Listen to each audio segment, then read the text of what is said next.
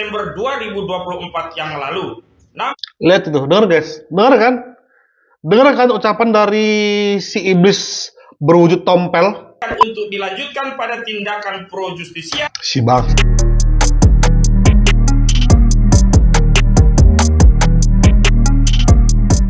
Hai guys, ada bersama The Boy.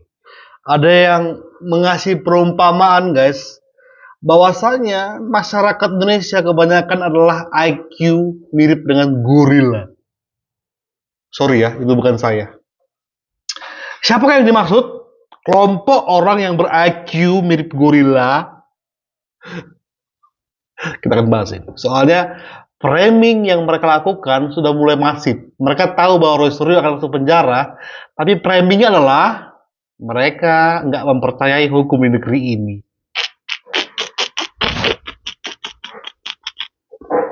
Kita bahas. Ini dia. Ini sudah jelas ada bocorannya. Ketika nanti putusan pengadilan ya menyatakan bahwa berdasarkan bukti-bukti para penggugat tidak memiliki bukti valid, sedangkan pihak Pak Jokowi punya bukti valid dari pihak UGM, dari KPU dan segala macam, maka dinyatakan sah. Sekarang ini ya sudah mulai mereka menjatuhkan yang namanya pengadilan. Mereka akan bilang bahwa pengadilan akan memutuskan, karena ada putusan pengadilan yang mengatakan ijazah Pak Jokowi asli, sehingga mereka akan menyebarkan ya bahwa pengadilan sudah diintervensi oleh pemerintah, pengadilan sudah diatur. Ini akan mereka lakukan sebelum kejadian, mereka akan lakukan itu. Ya. Coba nanti kita lihat, karena tujuannya bukan Pak Jokowi. Mereka tahu itu asli, tahu, ya. Cuma karena mereka ingin merusak, ya, membuat kegaduhan melalui Pak Jokowi, sasaran antara kan, Pak Jokowi itu hanya sasaran antara. 1000% mereka tahu itu asli. 1000% mereka tahu Pak Jokowi tidak bohong. Tapi Pak Jokowi adalah objek yang sangat tepat untuk membuat kegaduhan di negara ini. Makanya kan saya bilang Pak Jokowi berhentilah untuk diam. Ya, karena yang mereka tuju bukan Anda, tapi Indonesia. Logika mendasar aja ya, selain pembuktian dokumen dan segala macam. Emang bisa seluruh orang di dalam UGM, ya, seluruh mahasiswa tahun itu bisa disetir nggak untuk mengatakan bahwa Pak Jokowi ada kok di kampus? Bisa nggak? Nggak bisa. Ya, segitu banyak mahasiswa, ya, bisa nggak disetir? Oke, kita masuk ke poin bahwasanya bener nggak mereka sudah mulai menyebarkan berita bahwa mereka udah nggak mempercaya lagi proses yang dilakukan oleh kepolisian. Masih ada yang bertanya tuh kepada saya seperti itu. Saya kasih tahu, ini buktinya, supaya kita paham siasat mereka. Pernyataan hukum Tim Advokasi Anti Kriminalisasi Akademisi dan Aktivis tentang uji laboratorium forensik ijazah Jokowi oleh Barreskrim Mabes Polri. Kasus ijazah palsu Jokowi sudah hampir 3 tahun bergulir, khususnya sejak diterbitkannya buku Jokowi Undercover 2 bertema lelaki berijazah palsu yang ditulis Bambang Trimulyono. Namun, aparat penegak hukum tidak segera melakukan tindakan terhadap kasus ini, padahal delik pemalsuan dokumen ijazah adalah delik umum yang tidak membutuhkan aduan dari masyarakat. Laporan yang diajukan TPUA, Tim Pembela Ulama dan Aktivis, tentang dugaan ijazah palsu Jokowi di Barreskrim Polri sudah dilakukan sejak Desember 2024 yang lalu. Lihat itu, dengar guys, dengar kan? Dengar kan ucapan dari si iblis berwujud tompel? Narasinya, dia pengacara loh. Dia tahu mengenai proses suatu kasus naik sidik. Dia tahu loh guys, bahwa nggak sembarangan hanya delik aduan langsung diproses. Nggak semudah itu tompel. Makanya lu sebagai pengacara harus mengedukasi yang benar. Ini kalau bisa ini harus dicabut ini bahasnya ini. Ini sudah mulai pembodohan ini. Lu kalau nggak punya 2 alat bukti minimal, lu nggak akan diproses oleh polisi. Paham nggak lu tompel? Framingnya jahat ini kepada kepolisian. Sudah nyaris 6 bulan laporan ini tidak ditindaklanjuti dan hanya diarsip sebagai aduan masyarakat atau DUMAS. Begitu klien kami, Dr. Roy Suryo, Dr. Rismon Hasio Lansianipar, Rizal Fadila Esa, Dr. Tifauzia Tiasuma, Kurnia Tri Royani, dan Profesor Egy Sujana SHMSI dilaporkan oleh Saudara Joko Widodo ke Polda Metro Jaya tanggal 30 April 2025. Bareskrim tiba-tiba bergerak cepat memproses aduan masyarakat tentang ijazah palsu Jokowi dan menyebut sudah 90% melakukan penyelidikan hingga akan dituntaskan melalui tes laboratorium forensik terhadap ijazah Jokowi. Lihat jahatnya mereka. Inilah kalau gelar pengacaranya hasil menyogok ya. Kalian masih percaya omongan dia seperti ini? Biar saya kasih tahu guys ya. Perihal Jokowi melaporkan seseorang itu haknya dia. Lalu ada yang bertanya, Bang, lalu kenapa proses bareskrim itu tiba-tiba berjalan, Bang? Sebenarnya, ketika Pak Jokowi melaporkan orang atas tuduhan bahwa gue dihina sehina-hinanya karena ijazah gue palsu, ya polisi otomatis harus membuktikan bahwa Pak Jokowi bisa melaporkan mereka asal bisa menunjukkan bahwa ijazahnya itu betul-betul asli. Kalau palsu, Pak Jokowi nggak bisa mempidanakan Roy Suryo, Rismon, Tiva, dan yang lainnya. Nggak bisa, guys. Ya otomatis, kerjanya Bareskrim adalah membuktikan itu asli atau palsu. Makanya kemarin. Ini sejalan semua, kan sudah kita bilang. Ini akan sejalan gerakannya. Seolah-olah bahwa aduan itu diterima. Ingat kata Profesor Mahfud deh. Yang seperti itu salah alamat prosesnya. Cuma kerjanya yaitu mengambil sampel ijazah dari teman-teman Pak Jokowi untuk sebagai pembanding kepada ijazah Pak Jokowi, dikonfirmasi nanti oleh UGM. Kerjanya ini kesatuan, tapi kesannya di framing bahwa laporan dari aduan masyarakat itu diterima. Kesannya aja sebenarnya. Lu gak ngadu pun kayak gitu sistem kerjanya. Mereka akan ke Solo, ya, ke Polresta Solo untuk sebagai tempat teman-teman Pak Jokowi akan uji forensik di situ ijazah mereka. Baru Pak Jokowi akan tes forensik di tempat di mana ijazah tersebut dikirimkan. Ya, kemarin kan dikirimkan ke Polda Metro. Nah, itu akan diteliti. Jadi pembodohannya jangan nanggung-nanggung ya. Karena gampang kali bang counternya. Makanya mereka takut. Betul kata si Teddy tadi. Mereka tuh yakin bahwa ijazah Jokowi itu asli. Dan mereka tahu bahwa klien mereka akan masuk penjara. Tapi framingnya guys, ya seolah-olah ya polisi mendahulukan proses dari laporan Pak Jokowi. Bukan. Itu hanya cara polisi untuk menguji laporan Pak Jokowi. Laporan mereka sebenarnya laporan sampah itu. Sampah sebenarnya. Ngerti kan guys? Kalau nggak ngerti komen deh ya, biar saya jelaskan di kolom komentar nanti. Ya bagi yang nggak paham ya. Bagi yang nggak paham aja. Nah, makanya nanti ini mereka akan semakin memframing ini. Ada lebih parah guys. Berkenaan dengan hal itu, Tim Advokasi Anti Kriminalisasi Akademisi dan Aktivis menyatakan sikap. Pertama, kami menolak hasil tes laboratorium forensik secara sepihak oleh Bareskrim Polri karena proses yang sepihak ini syarat muatan politik, tidak egaliter, tidak transparan, tidak kredibel dan tidak akuntabel.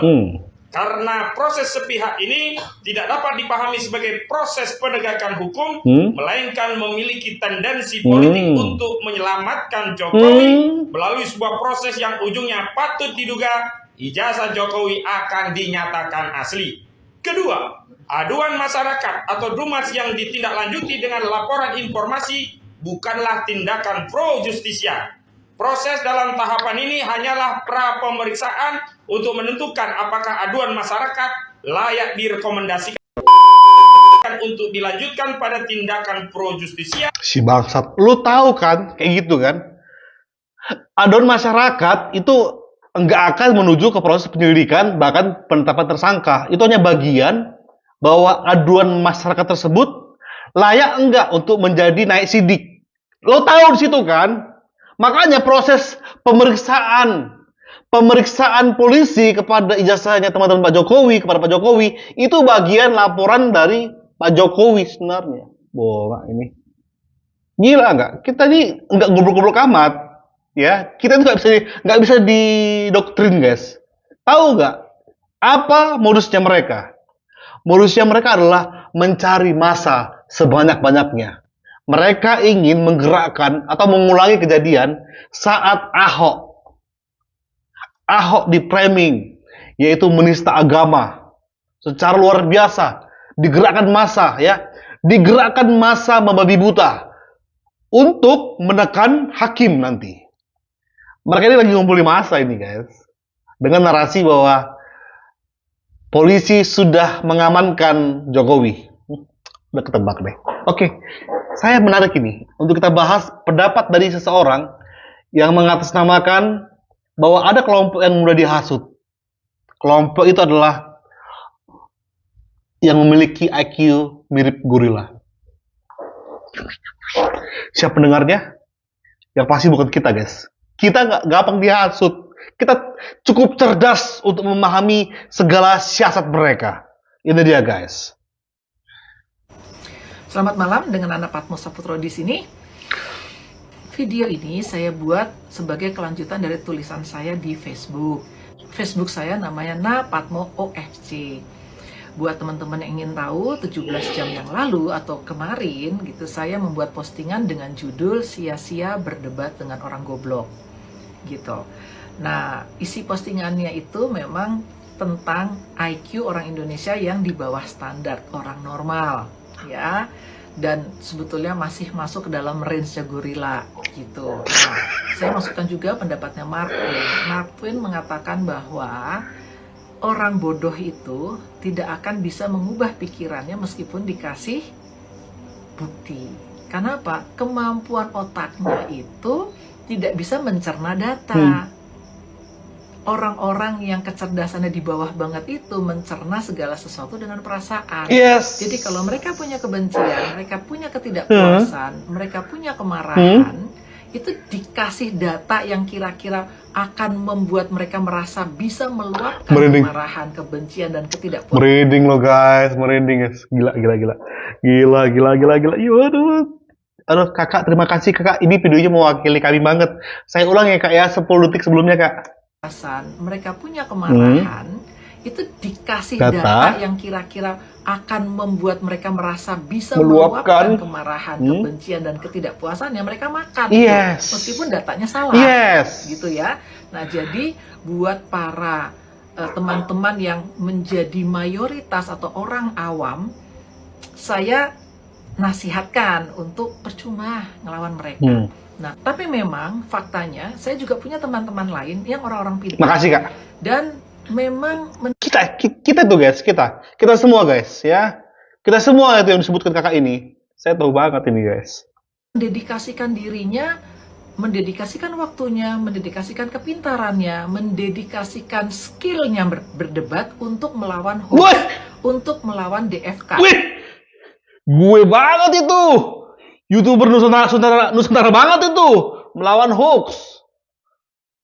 DFK itu apa? Yaitu disinformasi, fitnah, dan kebencian. Nah, orang-orang seperti ini itu tidak termasuk yang saya sarankan untuk jangan berdebat. Enggak, karena memang itu adalah dedikasi mereka. Mereka pinter. Nah, mereka kadang-kadang itu memang sengaja mengambil seorang gorila gitu untuk dimasukkan ke dalam ajang perdebatan. Itu sebetulnya bukan untuk menyadarkan gorila itu, karena mereka tahu, mereka juga seperti Mark Twain tahu bahwa percuma, dia juga nggak akan mengubah pendapatnya. Tetapi kenapa mereka sengaja berdebat dengan orang tertentu yang mereka sudah pilih gitu ya?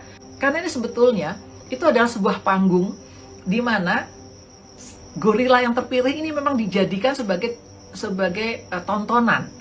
Ya, kan gorila berpendapat gini, terus kemudian dilawan dengan argumen-argumen dan data-data valid. Lalu kemudian gorila itu langsung kemudian maki-maki, kata-kataan. Nah, di sini kan kemudian dikasih kata-kata lagi bahwa bukan seperti itu berdebat. Jadi sebetulnya tujuan dari kawan-kawan itu adalah untuk membuat teman-teman yang otaknya normal itu bisa ngeliat, oh iya ya benar ya, Yes. keliru ya sebenarnya ya. Yes. Iya ya, ternyata itu hoax ya. Oh iya, itu ternyata DFK ya, itu disinformasi ya.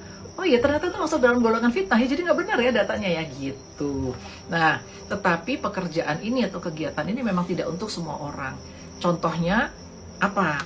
Contohnya adalah gini, kalau kita jadi merasa frustasi dan kesal dan marah, berarti kita memang belum mencapai skill yang dimiliki oleh teman-teman saya itu. Nah, pilihannya dua, mundur saja karena percuma nanti Anda malah jadi marah-marah sendiri, atau ya sudah Anda tingkatkan skill Anda untuk bisa menjadi seperti teman-teman saya yang menjadi pasukan anti hoax dan anti DFK itu. Kenapa begitu? Karena begini teman-teman. Pada masyarakat kita tuh banyak sekali RCB. RCB itu adalah rakyat clickbait. Jadi rakyat biasa yang saya ragukan kecerdasannya gitu ya. Karena mereka hanya membaca judul. Baca judul, lalu kemudian nggak baca isi dari berita. Padahal seringkali namanya juga orang mau clickbait. Namanya saja media itu mau cari duit dengan clickbait. Jadi judulnya biasanya sangat jauh dengan isinya. Nah, ini banyak sekali orang yang kemudian percaya pada judul, lalu kemudian berpendapat, lalu kemudian berantem.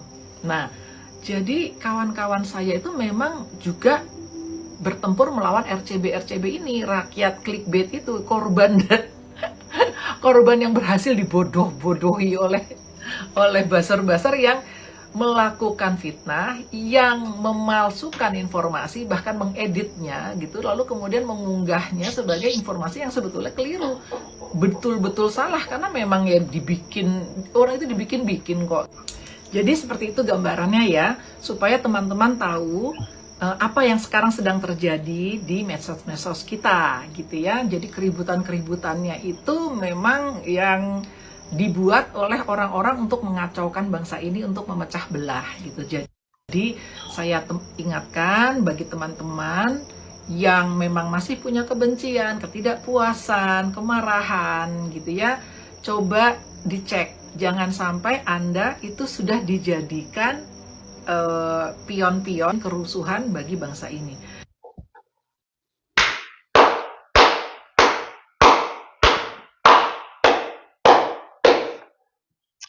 Saya bangga mengatakan bahwa kita adalah orang yang gak mudah terprovokasi. Gampang sebenarnya menilai masalah ini dengan akal logika doang, ya, akal logika doang. Makanya kami YouTuber Nusantara terus berusaha untuk melawan hoax, melawan pemberitaan yang gak benar, apalagi tentang Pak Jokowi. Framing mereka, giringan mereka, fitnahan mereka, itu sepertinya memang sudah disemburkan, ditujukan kepada Jokowi untuk melemahkan, mengacaukan pemerintahan Pak Prabowo Gibran. Mereka itu ingin buat bahwasanya kekisruan ini gara-gara Jokowi ya. Mereka pengennya Prabowo menganggap seperti itu. Makanya tahu mengenai mereka. Enggak, para Prabowo mendukung Jokowi, melaporkan mereka semua. Ya, laporkan kalian semua.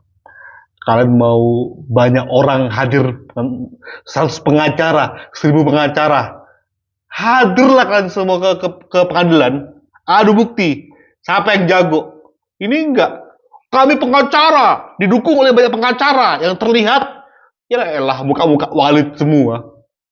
Mau nyari Nak Dewi siapa kalian di pengadilan? Lihat tampangnya mereka tuh guys. Ada nggak muka-muka pengacara? Nggak ada. Yang paling Korea si Tompel itu aja nggak cocok banget jadi pengacara. Memframing nggak jelas. Belum lagi yang mirip-mirip Walid. Ya elah. Idage. Oke. Makasih kakak. Makasih. Dan ternyata kelompok mereka adalah kelompok selevel dengan gorila. Yes, ini bukan untuk mereka sebenarnya guys ya. Langkah kita ini bukan untuk mereka, tapi untuk orang-orang yang takutnya akan terframing oleh mereka. Thank you. Support terus YouTuber Nusantara, apalagi dari ini guys ya. Thank you. Bye-bye.